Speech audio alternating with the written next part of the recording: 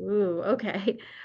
So welcome everyone. This is, I don't know if this is Houston's first picture book study, but it's definitely the first one that I've done. This was an attempt to offer an event where we could have people from wherever tune in online.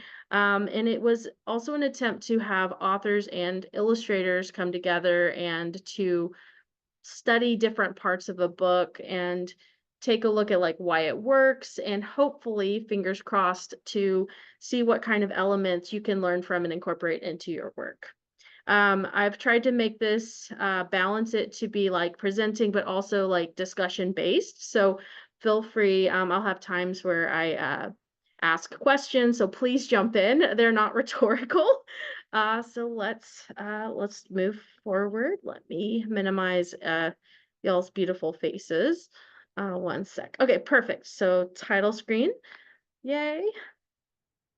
All right, so the objective of the study is to discuss writing and illustrative elements of the Gruffalo to understand its long-lasting popularity, brainstorm how to incorporate these elements into our work. Now, so the author is Julia Donaldson. She's British. She's written over 200 books. Maybe you've heard of Room on the Broom, Man, but she's known for rhyming. She is a prolific poet.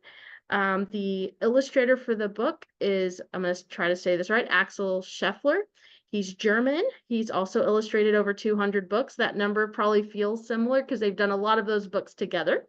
His drawing process, he says he draws the outline in black ink with the dip pen, colors in everything with Eagle Line inks using brushes, and then he uses polychromos and Prismacolor crayons on top of that, which is, you can kind of tell if you look at the work here. It ends up having a lot of color. It looks really vibrant, but there's also a texture to it, and that's how he's able to achieve that. And then I wanted to have a live reading. I know we've all seen it, but or not, I mean, we've all seen the book. Probably some of us haven't read it. I tried to find someone who I wasn't really able to find anyone who was super lively, but this person has a nice accent, so we'll go ahead and listen.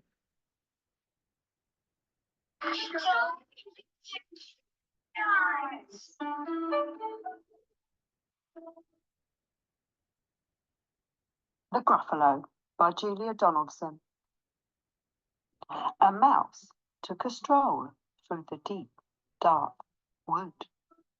A fox saw the mouse, and the mouse looked good. Where are you going to, little brown mouse? Come and have lunch in my underground house. It's terribly kind of you, fox, but no. I'm going to have lunch with a Gruffalo. A Gruffalo? What's a Gruffalo? A Gruffalo? Why didn't you know? He has terrible tusks and terrible claws and terrible teeth in his terrible jaws. Where are you meeting him? Here, by these rocks. And his favourite food is roasted fox. Roasted fox? I'm off, Fox said. Goodbye, little mouse. And away he sped. Silly old fox. Doesn't he know? There's no such thing as a Gruffalo. On went the mouse through the deep, dark wood. An owl saw the mouse, and the mouse looked good. Where are you going to, little brown mouse? Come and have tea in my treetop house. It's frightfully nice of you, owl, but no. I'm going to have tea with a Gruffalo. A Gruffalo? What's a Gruffalo? A Gruffalo? Why didn't you know? He has knobbly knees and turned out toes and a poisonous wart at the end of his nose. Where are you meeting him? Here, by this stream. And his favourite food is owl ice cream. Owl ice cream? To it true. Goodbye, little mouse. And away Owl flew. Silly old owl. Doesn't he know? There's no such thing as a Gruffalo. On went the mouse through the deep, dark wood. A snake saw the mouse, and the mouse looked good. Where are you going to, little brown mouse? Come for a feast in my log pile house. It's wonderfully good of you, Snake, but no, I'm having a feast with a Gruffalo. A Gruffalo? What's a Gruffalo? A Gruffalo? Why didn't you know? His eyes are orange. His tongue is black. He has purple prickles all over his back. Where are you meeting him? Here, by this lake. And his favourite food is scrambled snake. Scrambled snake? It's time I hid. Goodbye, little mouse. And away Snake slid. Silly old Snake. Doesn't he know? There's no such thing as a gruffer. Oh, but who is this creature with terrible claws and terrible teeth in his terrible jaws? He has knobbly knees and turned out toes and a poisonous wart at the end of his nose. His eyes are orange, his tongue is black. He has purple prickles all over his back. Oh, help! Oh, no! It's a Gruffalo! My favourite food, the Gruffalo said. Yours tastes good on a slice of bread. Good, said the mouse. Don't call me good. I'm the scariest creature in this wood. Just walk behind me and soon you'll see everyone is afraid of me. All right, said the Gruffalo, bursting with laughter. You go ahead and I'll follow after. They walked and walked till the Gruffalo said, I hear a hiss in the leaves ahead. It's Snake, said Mouse. Why, Snake, hello. Snake took one look at the Gruffalo. Oh, crumbs, he said. Goodbye, little mouse. And off he slid to his log pile house. You see, said the mouse, I told you so. Amazing, said the Gruffalo. They walked some more till the Gruffalo said, I hear a hoot in the trees ahead. It's Owl, said Mouse. Why, Owl, hello. Owl took one look at the Gruffalo. Oh dear, he said. Goodbye, little mouse. And off he flew to his treetop house. You see, said the mouse, I told you so. Astounding, said the Gruffalo. They walked some more till the Gruffalo said, I can hear feet on the path ahead. It's Fox, said the mouse. Why, Fox, hello. Fox took one look at the Gruffalo. No help, he said. Goodbye, little mouse. And off he ran to his underground house. Well, Gruffalo, said the mouse, you see, everyone is afraid of me.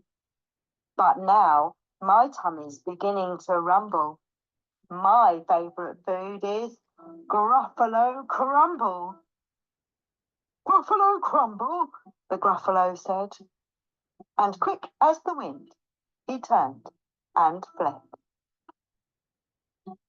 All was quiet in the deep, dark wood. The mouse found a nut, and the nut was good. The end. Perfect. All right. Let me go back to full screen.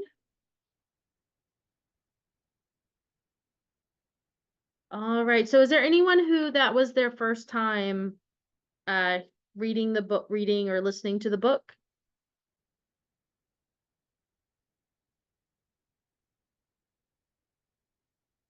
Thought it was for might be for was it Annie that you hadn't read it yet?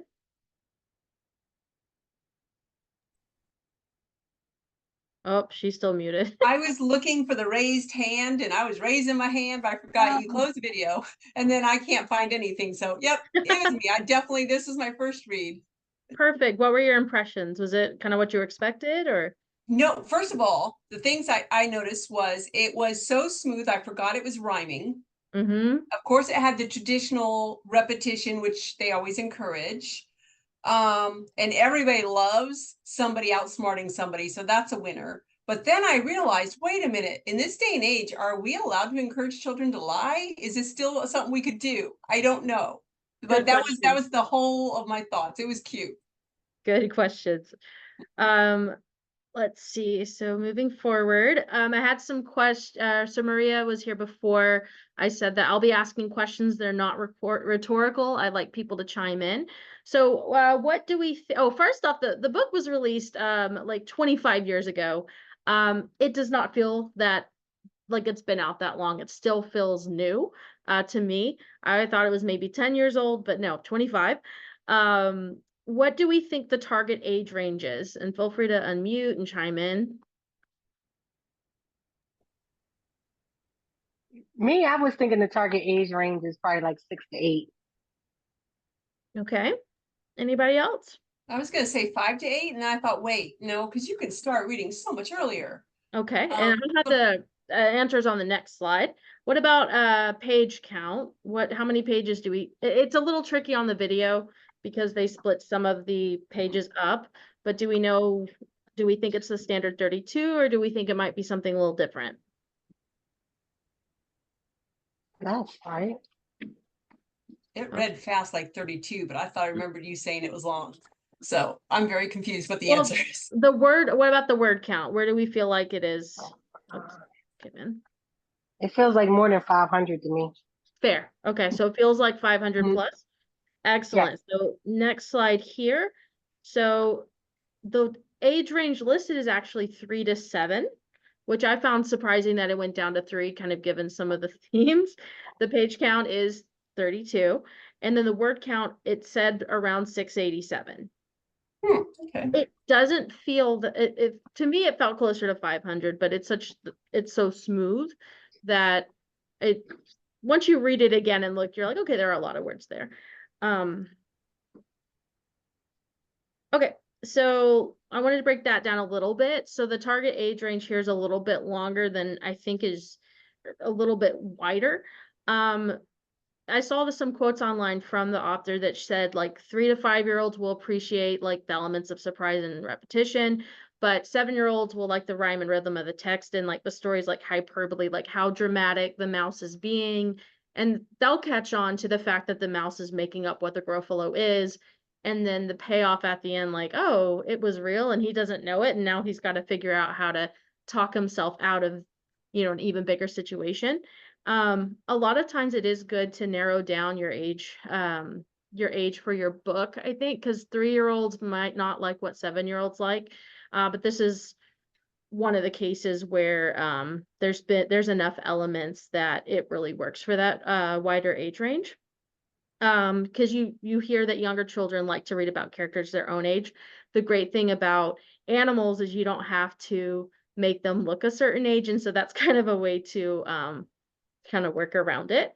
Now I've seen some people say, oh, I'm writing a book for 6 to 8. 8-year-olds are typically not in like a standard picture book range. That's kind of getting into the early readers. But there will be some 8-year-olds who do enjoy picture books. But it's not good to try to focus on that age, if you can help it. Okay, next, let's see. So some of the layout information of the book, so it is 32 pages. I have the print copy here. 6 of those pages are things such as copyright, title page, the dedication. So the story itself is on 26 pages. I don't know if we have any illustrators here, but what I thought was interesting is there's only 3 full spread, or like 2 or 3 full spreads, which is where the illustrations take up both pages for one illustration. I think a lot of times there's more than that. I don't want to, is anyone here an illustrator? Okay, I won't spend too, well, no, I'll spend a little time because I think since we're recording. So, but I think it's also good for authors as well to know a little bit about illustrations. I think it can help you know the craft a little bit better, and it might inform how you write. Did y'all notice anything specific about the layout of the illustrations?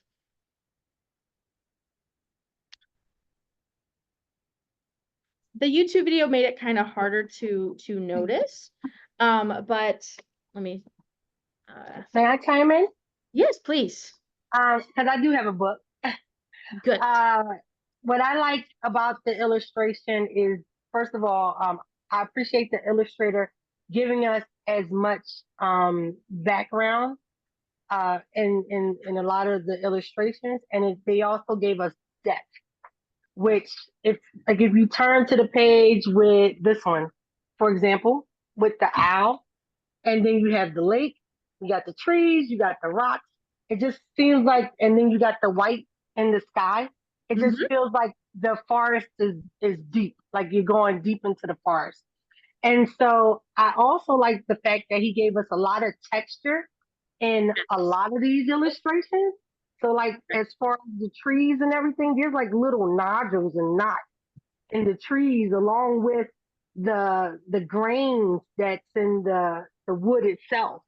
So I do appreciate that from the author, and even the cover itself as how the trees look like you're going further back.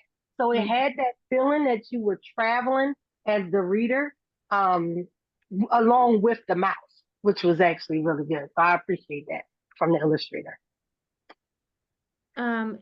Yes, Marcella? Oh, I liked the way that there's a pattern to the illustrations, just the same way as there's a repetition in the text.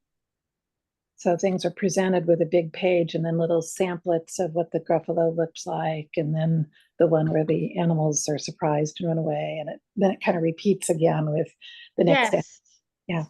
I was hoping someone would notice that. So every time there is a new little, I guess, carnivore introduced, they're on a full single page, and then you have more text on the other side, and then a little, I guess, vignette. And so each of them, whether it's the fox or like the snake and the owl, same thing, full page on one side, white text with a little illustration in the middle. The first time you have the full page spread is actually with the Gruffalo, and then it's both pages, which makes him feel a lot more, I think, imposing, because it's like, well, there he is. And something, let's see, white space. So part of the reason I think the rhyme is not lost is because the circles, and then this helps with phrasing for the reader. For example, his eyes are orange, his tongue is black, he has purple prickles all over his back. It almost creates pauses in the way that the text is separated. It makes it less boring for the child. It creates some like, it's still a repetitive story, but the way it's presented helps break it up a little bit. Because it can be, how many people here write in rhyme? I know Nicole does. When I attempted, I did. Is that a challenge that you found when writing in rhyme, was being concerned about the reader kind of losing their place? Yes. Well, no, I felt like, and maybe this, I felt like they would, like the stress wasn't always gonna be right, and they'd get frustrated. Do you think that there are times where breaking it up like this can help with where the stress goes? Mm-hmm.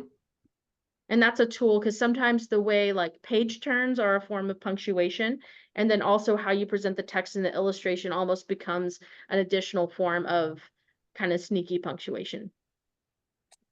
Sneaky All punctuation. right, do we And have, if I can just add to that please? too, if you don't mind, um, I know when I write and rhyme, a lot of times I have it in my head a certain way, and I try to emulate that on paper in a certain way, or in the text in a certain way.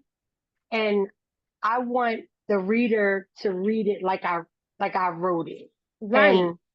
And a lot of times that's hard to do, because you want them to say it a certain way. So you want to be able to break it up in that type of way. So that way, when the reader does read it, it has a nice flow to it. And a lot of times that's very difficult to do, just like in the manuscript by itself. It is. But I think when the illustration comes into play, you know, then now, or the editor comes into play, now that they can set it up in a certain way, so that way one reader read it the same way as the next reader, because that's how you would want it to be read. Exactly. And you can, if that you've never read the Gruffalo in that way or any other rhyming books, you can see, okay, is it always a wall of text or do they separate it out? Do they use illustrations to do that? Like how do they utilize the medium of the book in conjunction like with the illustrations to make it more accessible for the reader? Yeah. Can I ask you something? Yes, yes. Because I'm working on a book right now that's a rhyme, Mhm. and one of the hardest things, and I thought, because my book does have that, it's that rhythm. Da dee dum dee dum dee dum. I mean, so wouldn't it automatically the child would read it that way? Because if I'm working really hard on the meter, da da da, and Have someone read it. yeah, Test it. Have them just like not read it silently, have them go in and read it and see how it holds up for them.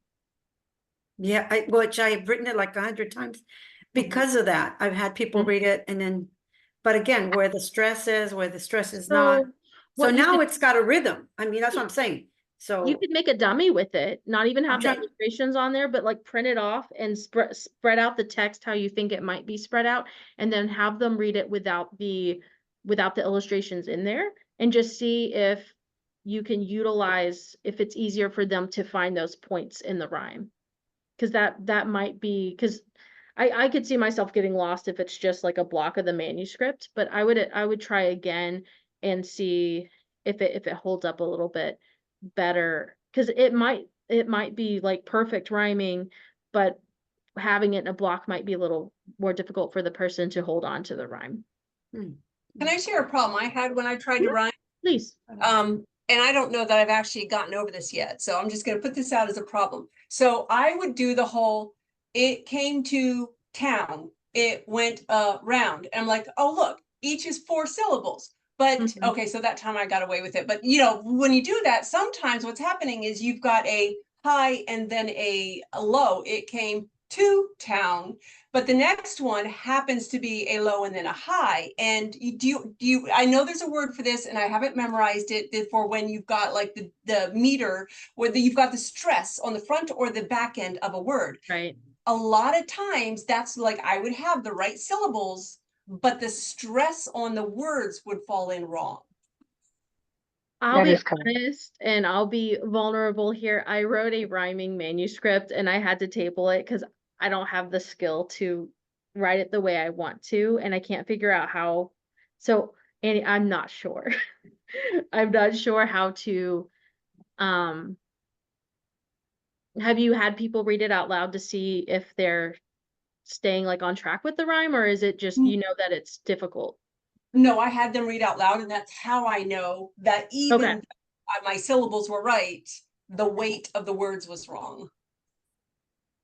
that's a good So yeah. question. I'm not sure. yeah, that's what I have. I've had it edited and everything with the stresses, where the strong stress is. That's why I'm saying that done correctly, it kind of just sings out, you know, the song, So because, like, for example, but Timothy couldn't believe what he heard, for making mistakes felt so wrong and absurd. You know, it's like da da da da da da da da. And it goes like that throughout the whole thing. My problem was I didn't have the right stresses, so we had to change the words and where to break it, you know. Did So you have an editor for that helped you? yes. Okay, so and it might be. Yeah, I was gonna say, can I borrow them? That's what I was It's thinking. very hard. Yeah. It is very good. I actually officiate SCBWI Pennsylvania East, the first rhyming critique group. And a lot of times the stresses is it's so weird because there's a lot, like for example, I can do or I may know how to do, I just don't know how to explain how I do it when it comes down to the rhythm. But one of the things is I revise. I consistently revise to the point to where it starts to become memorized for me. And then I recite it. And if I can have it naturally flow out my mouth a certain way, you know what I mean? As I'm just saying it, it's just natural, like natural speech. That's for me, that's how it works. If I stumble on words or if I stumble along the way, then I realize that that's not the right word for that stanza. Right. And sometimes you have to change the whole stanza or you have to change the word, or like you said, the stress may have to move to another place. But at the same time, I can read the same thing over and over and over and over and over and over and over again. And then like about the 200th time I don't recite it, it's like, wait a minute, that word is not right. You know what I mean? And then I fix it until it's smooth. And I don't know how, it's almost like churning butter or something. I don't know how, but it has to have that natural rhythm that, and I'll be honest, because mine is not exactly the same. I throw breaks in there. Um, I kind of, I don't know. I'm breaking some rules here. I know I am, but it has a flow. And then in the end, it's almost like it can be a song when I get done. So I just say, just keep working at it. And if you wrote it 100 times, then, read it 100 more times until it has that flow. And you'll know it because it'll be the thing that you don't stumble on or the thing that you do stumble on. Keep churning the butter. Keep turning the butter. I like that phrase a lot, but I would say most of us don't have your gift, Nicole. Most of us, when we read our words, we read them exactly how we imagine them being read. So we will force the stress and not even recognize we're doing it. And that's why we rely so strongly on a stranger to come along, because they don't know how we intended the stress to go. They're flying blind, and that's what your reader's going to be. So you have a gift that the most of us don't have, is all I'm going to say there. I'll give you a tip. Read it a little faster. Ooh. If you read it fast and you stumble on the words, that's your problem point. That's a good tip. Try that. Read it fast. We need you to do a training called churning butter, turning over the rhyme till it's right or something. Like a little mini lesson. This is perfect. That's just my own tip that I came up with that I've discovered. And if I can read it fast, then you can easily read it slow. I'm gonna jump to the next slide because I think we actually, and this is fine. The presentation's not an end all be all. It was always meant to be kind of guided, but I mainly wanted this to be a discussion group. What do you guys think is the sweet spot for word count? Maria? 500? 500? Less than 500. That's fine. 500 or Okay. more. And what do we think publishers are looking for, word count wise? 500. But I don't think that's the sweet spot for me. But It depends. I would say it depends because you have the book, The Day the Crayons Quit is like 1,000 words. It took a long time for that book to get published. It was very difficult, and in most cases that wouldn't be proper. I think it also depends. If it's a book for a 2-year-old, obviously the word count's going to be way less. I've heard that some publishers are looking for like 300 something. I don't know if that's really low or how accurate that is. Um, but I think you can justify 500. You can even justify 600 if it flows in your story. And I don't think Gruffalo should have been any shorter. It would have been a shame if Right. she had cut out 186 words and took out one of the animals. Like, I think you can make it work. You just have to make sure like it is valuable to the story.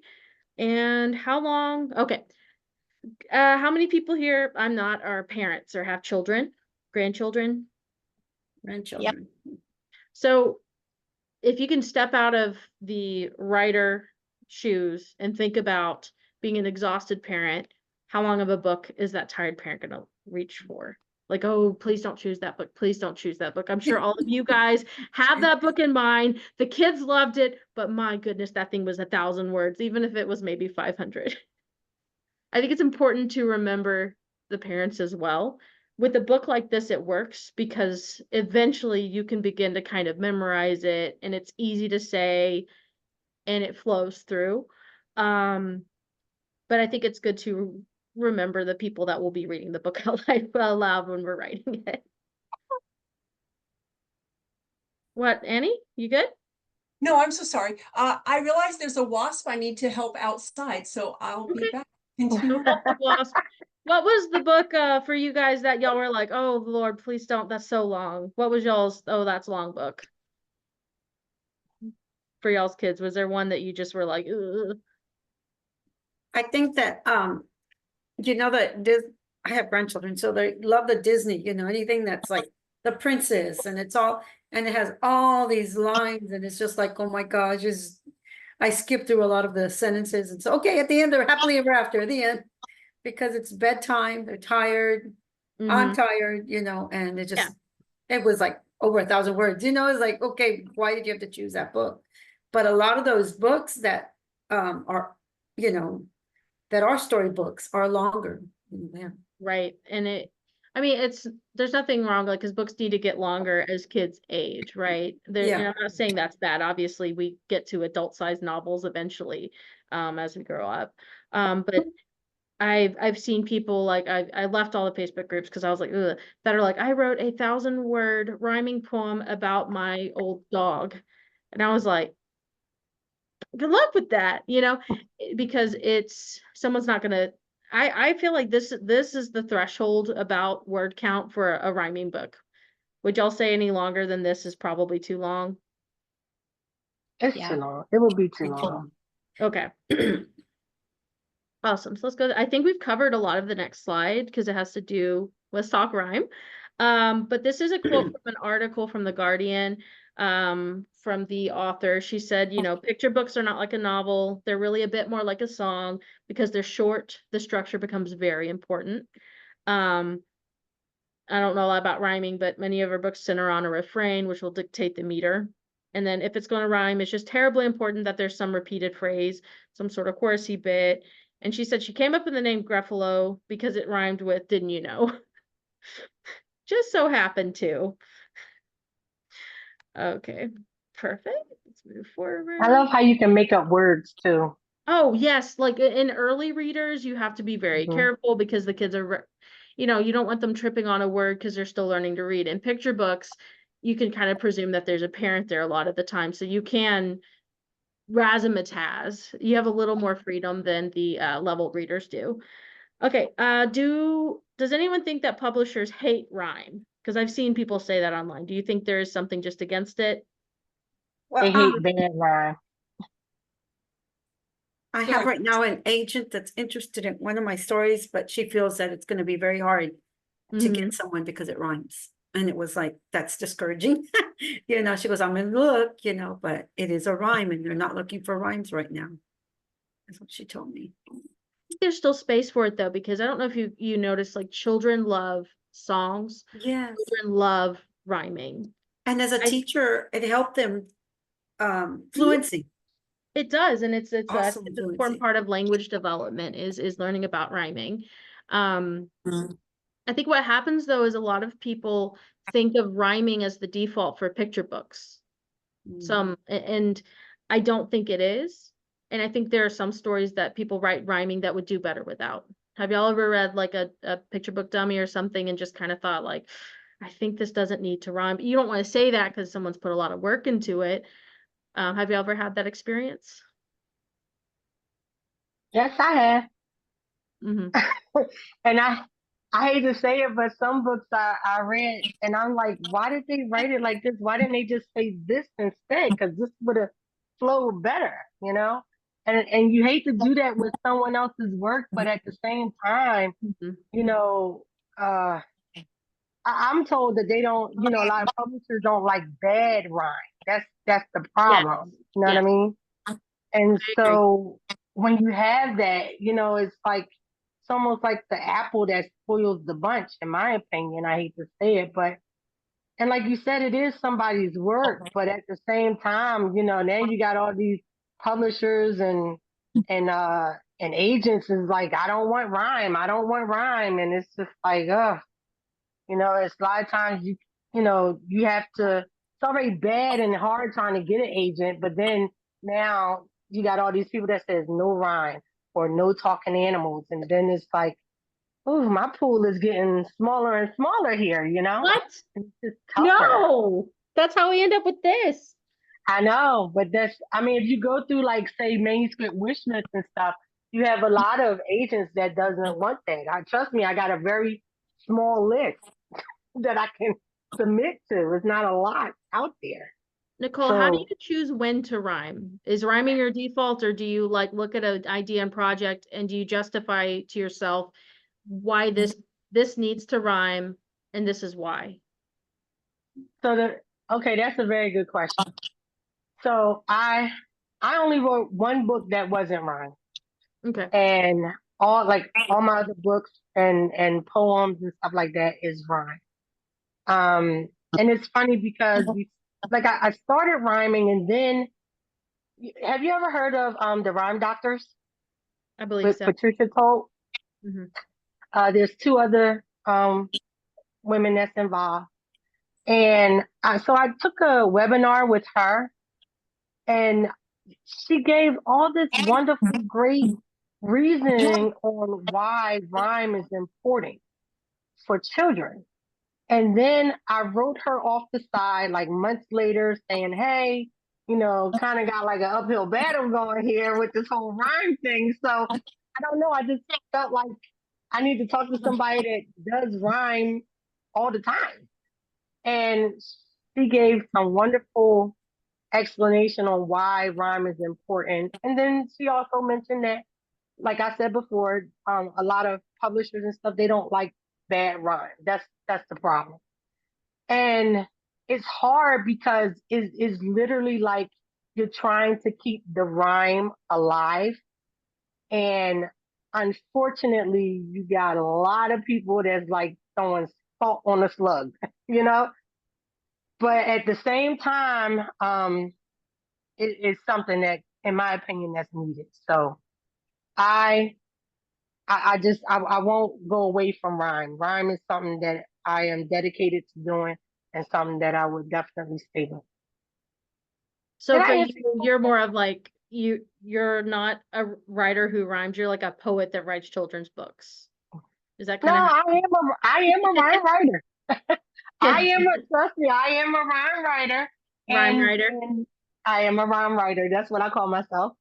The thing is that uh, how can I say it? I don't like writing near rhymes as much, Right.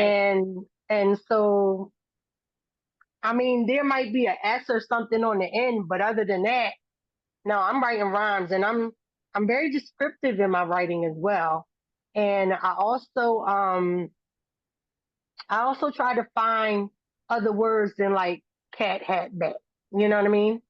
I challenge myself. I I work very hard, but I write a lot of dialogue. So there's only maybe a little bit of narration, and it's back and forth conversation with multiple characters, and that is not easy to do either. Oh no, And it's then try to keep it all in rhyme. mm. So yeah. So do you look for an agent to help you like find, or do you just find query? Like, how do you navigate it being difficult? So I queried multiple times.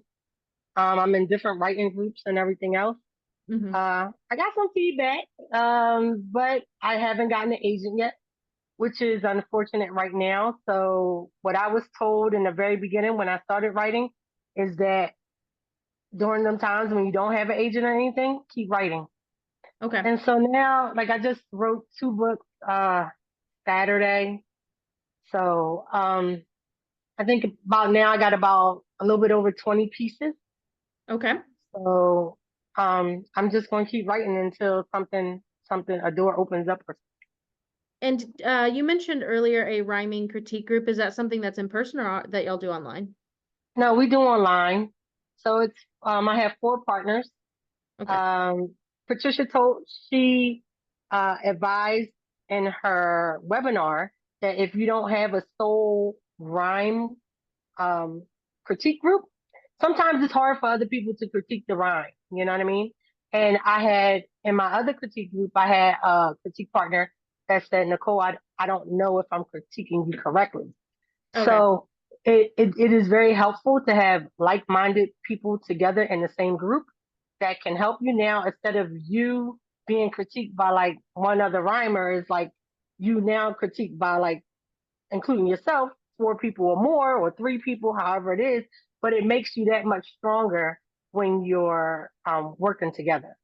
Perfect. So, and so I started a critique group, and it was the first one for Pennsylvania East. So, Awesome. Catherine, you, I think you came in when I was on some of the earlier slides. Are you a writer, or illustrator, I'm a picture book writer. writer? I'm not agented. I am revising, and I tried my very first attempt at a rhyming story this Okay. last month. And so when I went to Renee Latulippe, Latulippe, Renee Latulippe, Sounds familiar. Hmm. the lyrical language lab. Yes. And so I discovered really quickly that I did it all wrong, but I like the story, and I'm going to go back and work with it because I know now, just from watching a couple of her videos, and I'd love to take her class. It's a matter of understanding.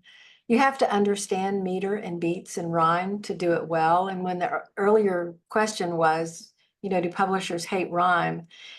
I think the comment I heard is that they hate bad rhyme. Hmm. And even as a poet, because I write poetry too, but I don't write a lot of rhyming poetry. Mm. When you try to do a near rhyme or forced rhymes, those might have worked in the 15th century. They don't work as well right now, I don't think. Right. No, I And was so, hoping we would reach that conclusion when I asked that question, because yeah. I've heard that online as well, that they don't hate rhymes, period. It's just they get a lot of bad rhymes. Um, Well, mhm. the proof that I have that they don't is the number of picture books I'm reading that have just come out that are still in rhyme. And because I watch for that, Mhm. both in lyrical language and in, rhyming picture books. And there are quite a few of them out there. And if you look, even the last 5 years. And so, and I think your comment about that children love rhyme, I think that's true. They like the rhythm. They do. That's part of the early language acquisition It is. and learning to read. So it's important. It's like play with language. It's a Mhm. playing for them. Right. And okay, let me go to the next. So we're actually kind of okay, we're getting closer to the end. So the Gruffalo works extremely well. It's now 25 years old.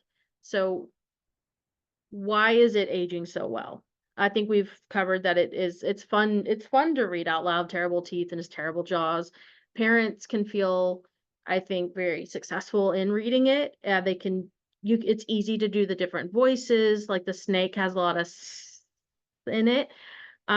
It's actually been adapted. I don't know if y'all seen it into like they got it to 20 minutes.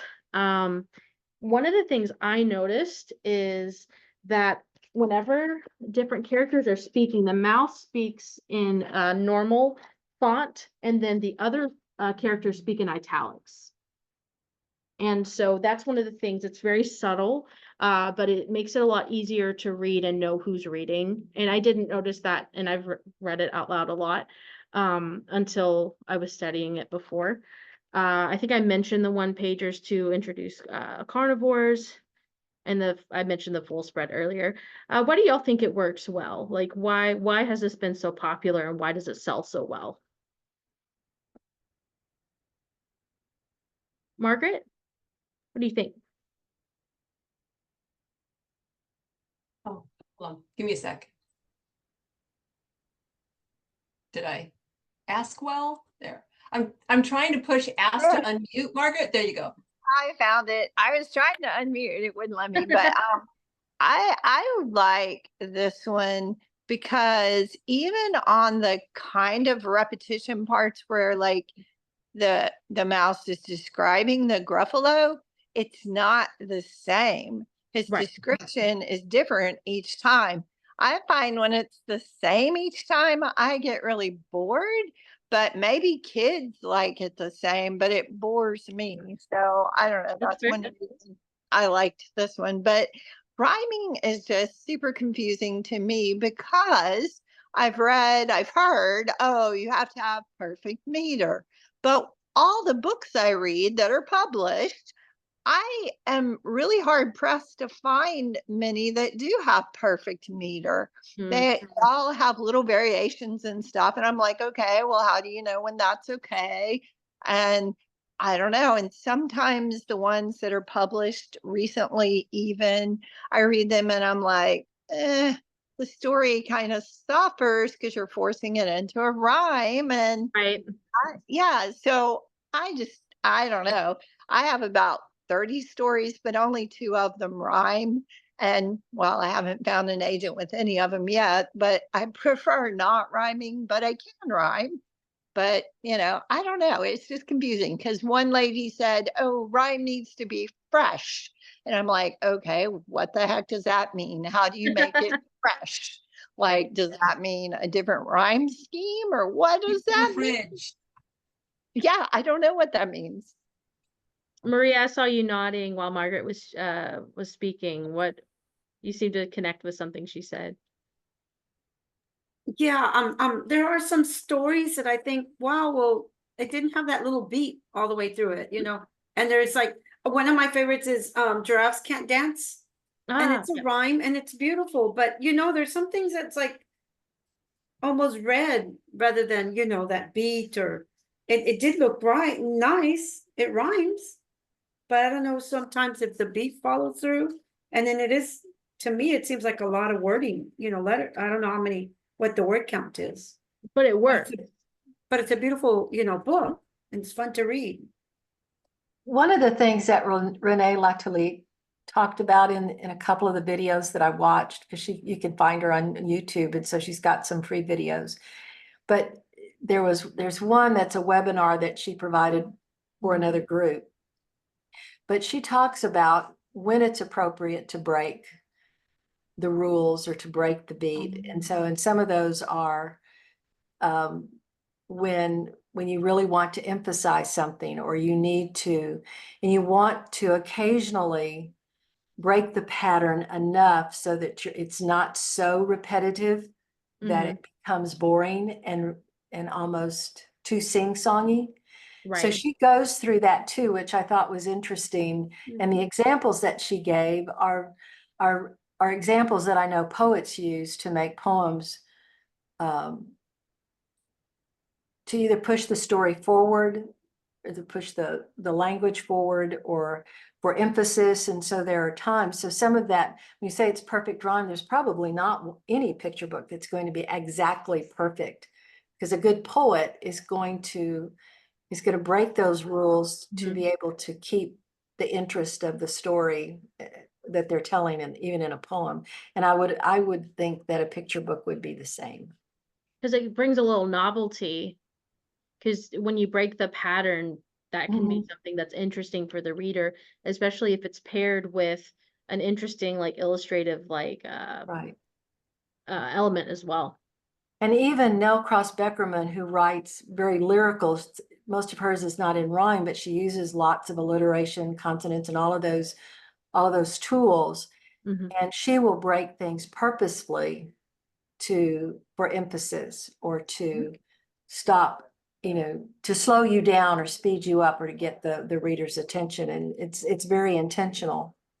So I think that's just part of learning, is just reading a lot of them and finding what works for you, and finding an agent who likes, getting good enough at it, and then finding an agent who also appreciates that and will work with you on it. So Well, I part of the haven't found that idea, person yet, but Michelle, several times I've tried to speak to you, and every time the word Renee came out of my mouth, because you guys are talking about Renee. So I was like, but I saw you saw this, Michelle. Everybody else, I put the link to her in the chat, but anybody who is watching on Zoom later won't have access to that chat. So if anybody could, like, I don't know, help out with that. But I did want to ask Michelle before we go to yes.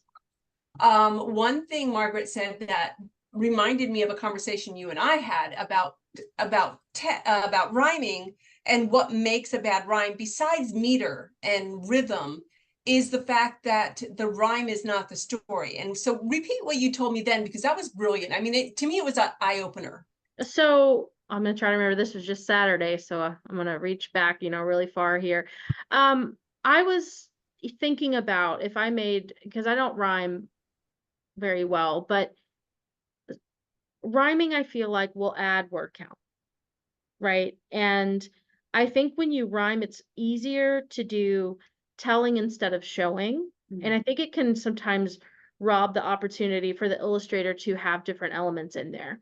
And I tried to, one of the things I'd love to do one day is illustrate like a picture book dummy and write the same story with rhyme and write it just with word, like just prose with the shorter word count. So I imagined like if there's someone that finds a dog and under a tree and adopts the dog, right? And it says something like, I found you there under the tree and I knew you were the one for me. That's goofy, but instead, I loved you from the moment I saw you. And then I thought ahead, like, okay, maybe the child is tucking the dog into the warm bed.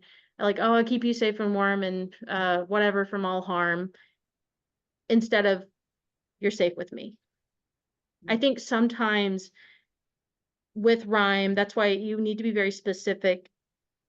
And is this the right story to rhyme with? Is it more effective with less words in being direct? Because can the illustrator show more of a story if you have the smaller word count? Are you, I guess, robbing them of chances to, because I believe picture book is half words, half text, if not 70% illustration, 30% text. The text is important. You can't have the illustrations without the text, but I think and it can be hard because it's your story and you want it to be a certain way, but I think you have to relinquish a little bit of control from it and allow the illustrator to bring something different, because the child is looking at the pictures. They're really digging through it, and it's an opportunity for them to make connections, and it's a chance for them to learn. And I think with rhyming, if it's not the right story to rhyme, increased word count, telling instead of showing, and I think it can lose the impact. Annie, was that what I had said? Something like that? That was a part of it, yes, that you can lose the emotional impact. And that you also sometimes lose the direction of the story because you're so busy trying to tell the rhyme that you're Yes. not actually telling the story. Yes. Yeah. And so if you're forcing the rhyme, or you can come away, yeah, you can, because if rhyme is not the ideal way to tell a story, your beats are going to be off, like the story beats, not just the meter. But I think it can just lose a lot of I'm thinking of a story where someone wrote this very lyrical rhyming thing, and then the child said something different, and it was so hard because I feel like if she had taken out all the rhyming and just had what the child said, it would have been a much better book. But you can't be like, oh, take all that out. And I feel like it was a stronger story with the same illustrations without the poem in it. Because I'm like, Yeah. the poem is for the parent, the other part was for the child.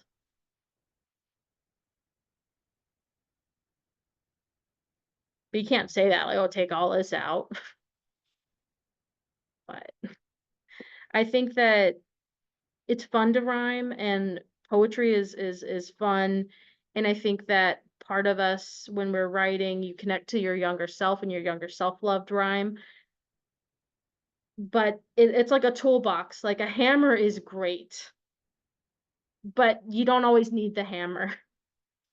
And sometimes the hammer can mess up the drywall if you're supposed to be using something else. Well said. Thank you. All right, so the next slide, let's see. Oh, okay. So I think we've covered a lot of like what we can learn from the Gruffalo. I wanted to talk about that, kind of like an overview. This is like the last slide before the final one. But one of the big takeaways and why I thought a picture book study like this could be good is how can you incorporate what you've learned here into your work?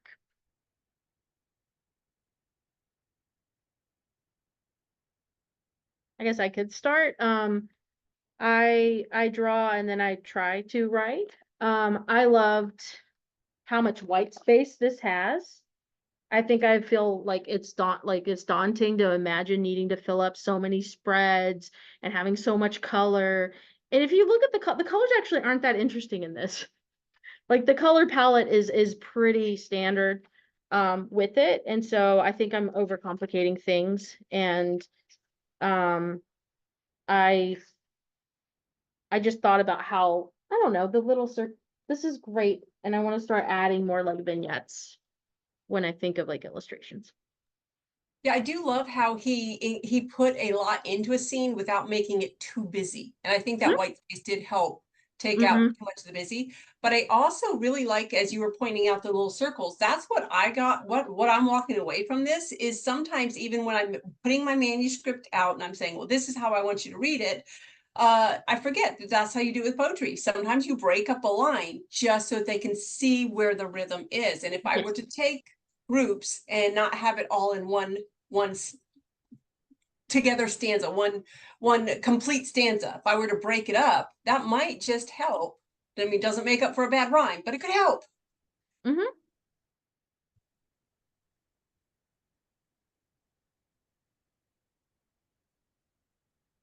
Catherine, has this helped you connect to anything you learned from Renee?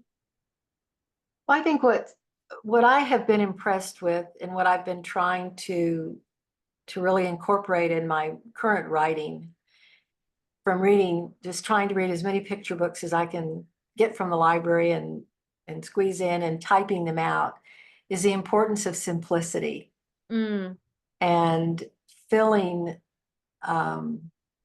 writing with action and I guess working to write without I don't know if I can explain this, but where I am learning, my big learning curve right now is how to write without the illustrations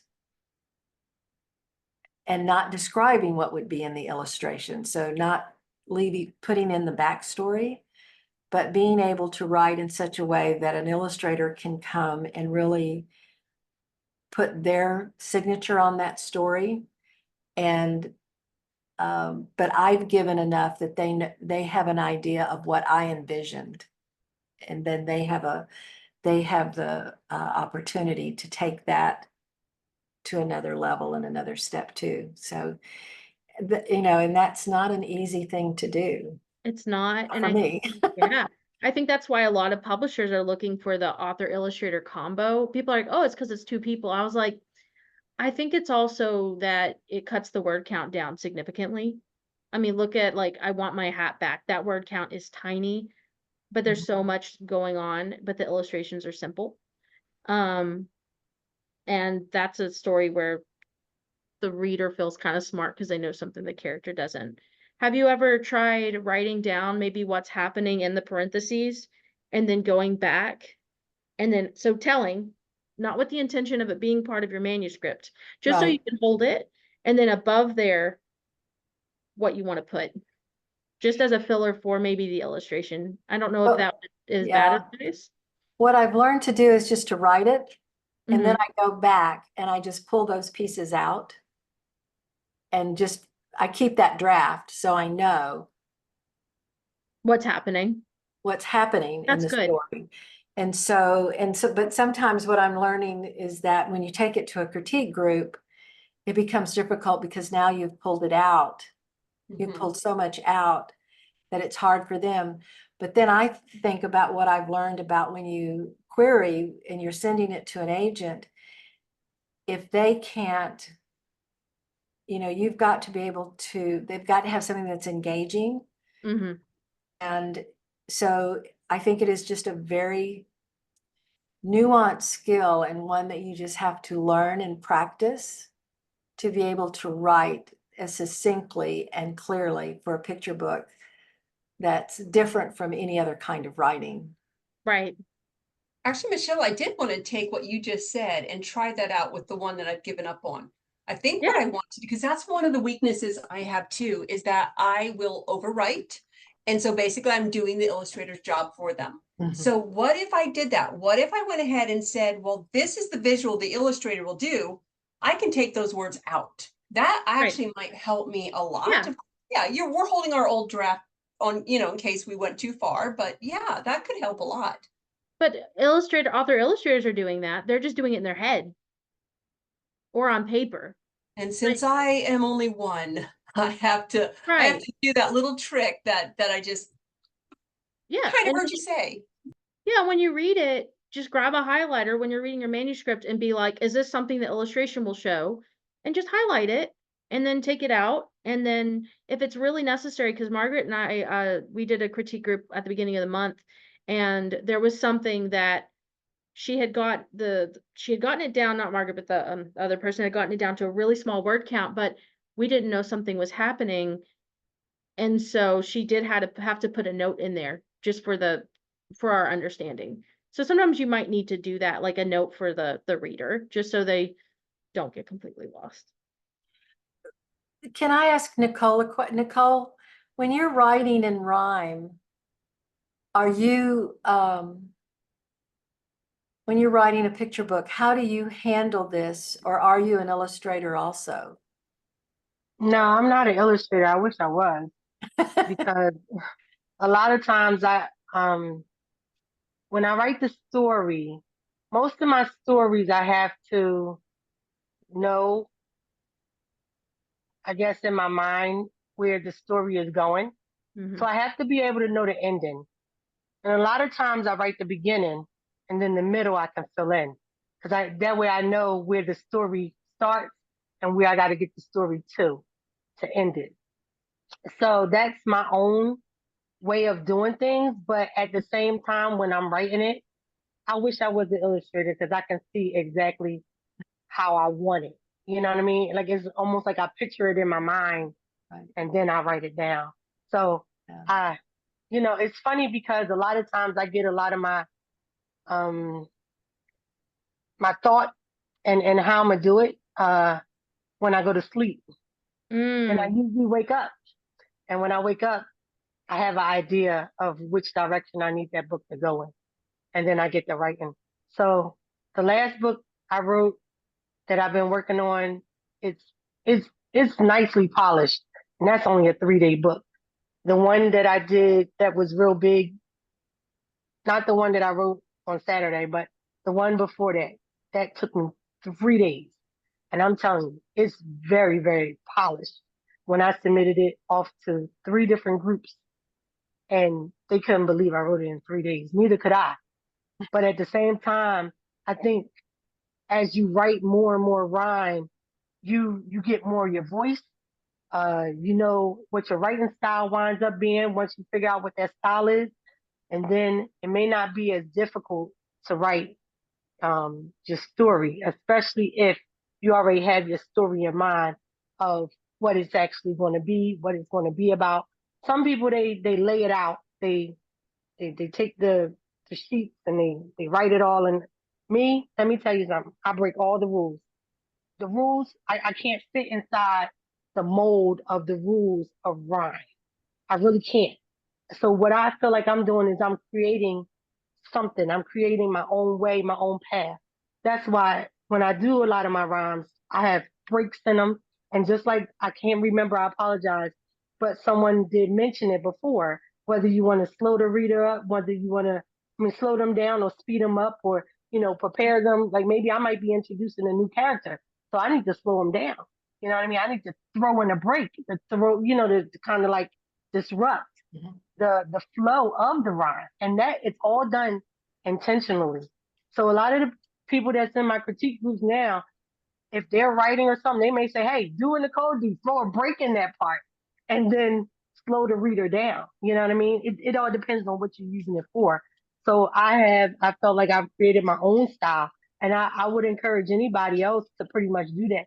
It may not be as traditional, but if you come up with your own style and your own the way how you do things, and they say, "Hey, I know that's a such and such book," because I'm sure Julia Donaldson, when she did this in 1999, I'm sure that she was breaking rules.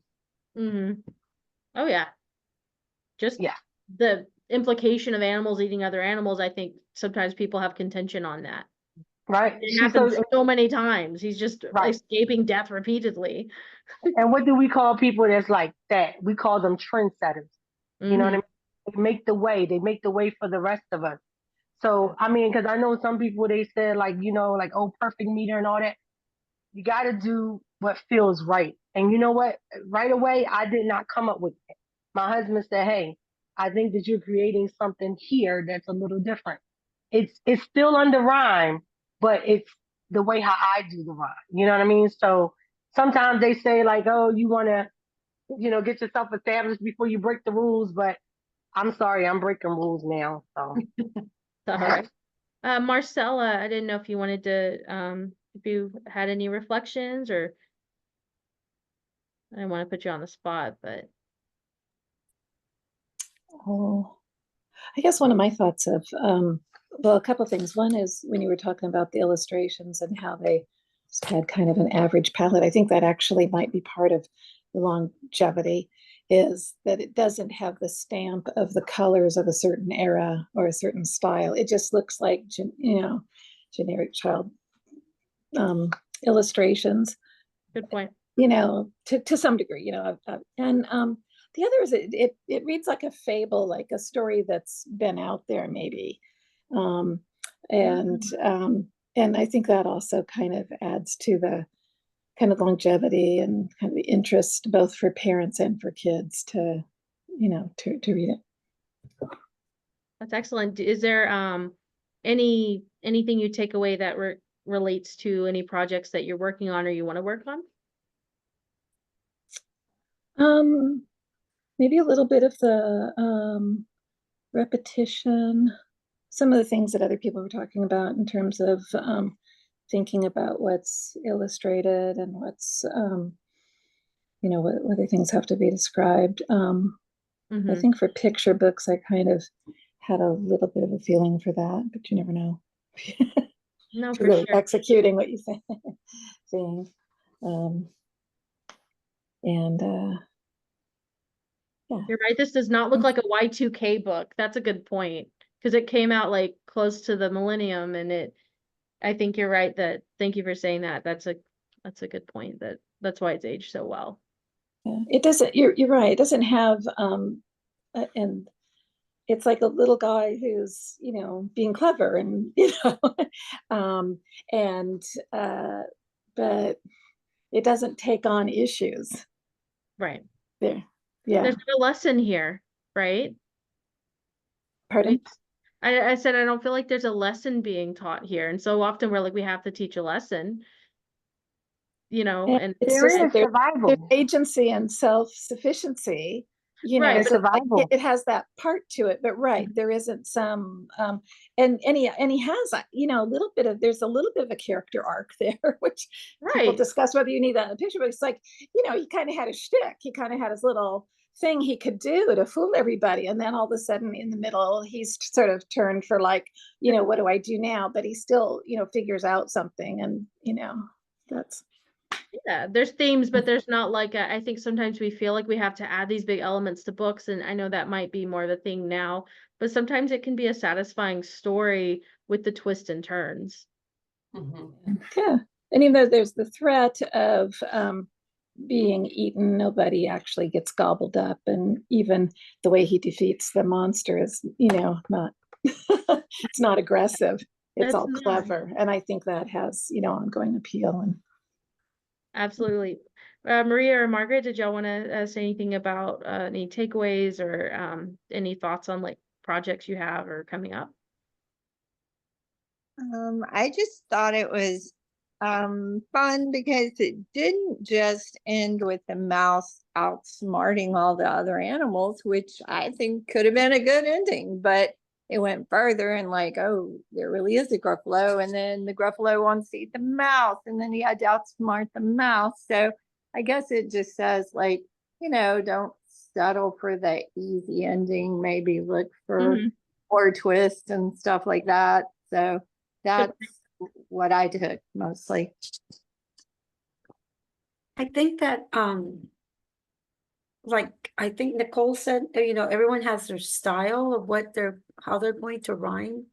And there's not just one way, although we tend to want to say, well, what's the correct way, right?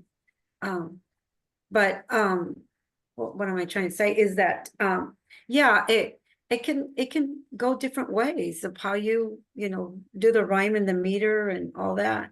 It just finding what works for you. I think that as I venture out, I'm like, I'm not an illustrator, but I think I picture things first and I see the picture so I can more or less sketch my way through it. But I'll write, and then after I write, I look at it and say, oh, well, this needs to be scratched out. And then I'll draw, in my whatever way I can draw. And then go back and change it again. So I wish I could be like Nicole, just the story comes out perfect. And sometimes, it can, but normally it takes a lot of tries. And then I know that when I tried my story that rhymes in my head, I thought, okay, this is right. But then having it read and then having a syllable, I thought syllables, if I had 11 syllables in all stanzas, that was a correct. But then there was, well, where does it stress? Where does it not stress? So then we fixed that. And then it was rhymes that are not perfect. Like in one of them, I know that I thought, it's okay. And, they said, yeah, go ahead. But then I took it to somebody else to critique it. And they said, well, that's a near rhyme. We can't really use that. But hey, I'm going to keep it there because I don't know what rhymes with canvas. I put sadness, but somewhere has to be our style somewhere. I know we have mentor books and we look at those, but somewhere in that line, it's got to be who we are, what our style is. But I guess right now what I'm working with is finding of course, I went to a conference and an agent liked it and they said, just fix a few stanzas. And that's what I did. So I submitted it and I'm waiting for her to, okay. But there is just some things that she said, it's let's find out who will like a rhyming, and so now it's like, put all this work and I hope somebody does pick it up, a publisher. Right. And, but it has that's who I am, that's what I have. Now, I wrote another one that's in Spanish and I can't present it to anyone because it's like, well, we need it translated in English. Have you ever tried rhyming Spanish and English? It's like close to impossible. But I know it can be done. So I just don't know where to go to. But that's actually a very good point to bring up when considering rhyme or prose, is the fact that you can't really accurately translate rhyme to another language. Therefore, you might be limiting international sales. So that's an interesting to have. It's funny that you say that because if you really look it up, I think it's the Rochester, what is it, University of Rochester. I think like out of all the books, like 92% is not even translated in any other language pretty much at all. Like to just say that, oh, you can't translate that rhyme majority of the books is not being translated that's in the United States, period. Um, So to throw it on rhyme, that's not fair for rhymers. oh, I see what you're saying. I know they use it as an excuse because I looked it up. I mean, they actually did a study for years. If you look up the University of Rochester, and they actually tracked all the books from the United States as being translated. And we're talking about hundreds and hundreds and hundreds of thousands of books, and majority of them is not being translated anyway. So what Wow. does it matter if rhyme is not being translated to another language? You know, Because that's we one of always the like to discussions. dream ours is going to be the one that gets turned into a movie. I mean, it's okay. I mean, Yeah. that was one of the things that I pointed out to like Patricia Tolt when when I first wrote her. I was Yeah. like, what is this all about? Because now it sounds a little hogwashing. You know what I mean? It's just like they're blaming it on that it's not being translated, and majority of the books ain't being translated anyway. Funny. I Marcella, hold on. Marcella's had her hand up for a minute.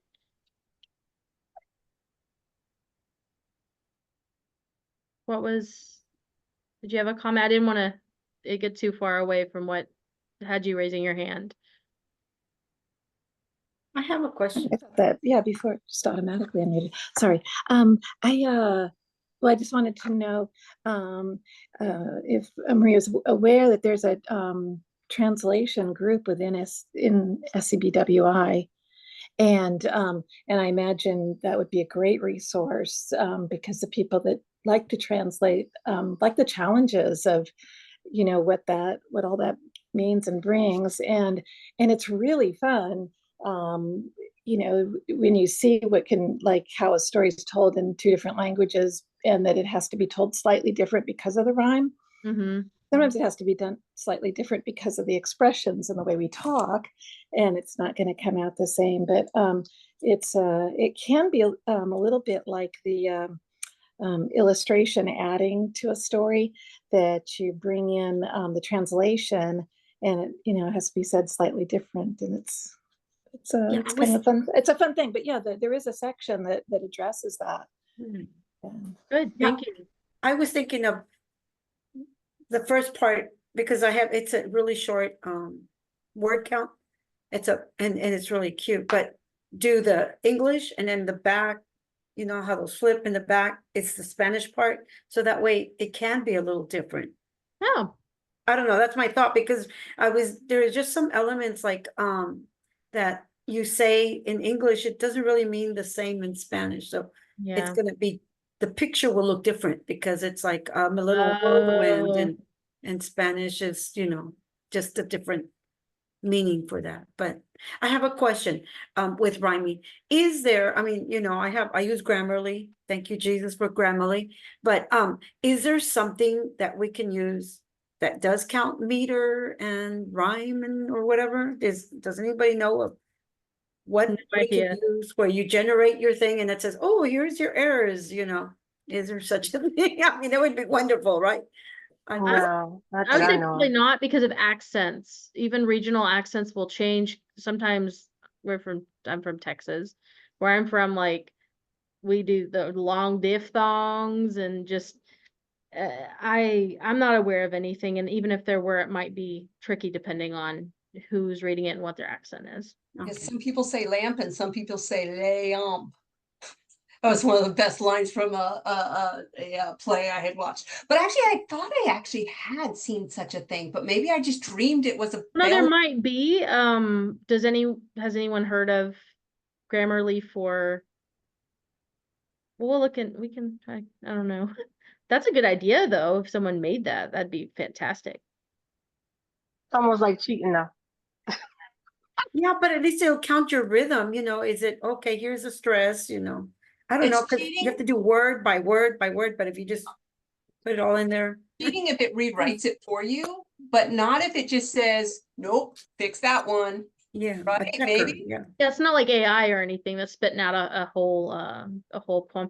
I was gonna go ahead and stop the recording. We can keep talking, but I wanted to stop the recording just so it's Before not. you stop recording, will Mhm. you announce those other things for anybody coming into the recording? Would I what? Would you, okay, I'll do it since, okay, I sent you a message, so, but now I'll do it before you stop recording. I did want to let everybody know that our next month meeting for the Houston SBWI is going to be on making a picture book dummy and why you should do this. And it's going to be hosted by Mel Rosenberg. So if you want to go to our site and just join in, register for that. And then also keep in mind, it's not available yet, so you can't register, but keep in the back of your mind, put it in a calendar. October 5th, we are having a webinar with Marissa Valdez. She used to be part of Houston. She is now living her best life in England, but she is very popular and I think it could be very beneficial. So I just wanted to put that out there, and then, Thank you. and I'm done. Awesome. So let me stop the recording. Can I